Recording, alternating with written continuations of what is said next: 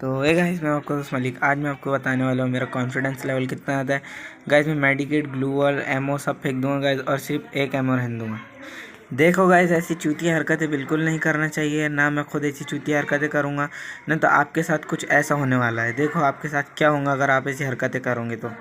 हाँ बिल्कुल गाइस, यही हाल आपका होगा अगर आप ऐसी चूतिया हरकतें करोगे तो हर गेम में मारे जाओगे।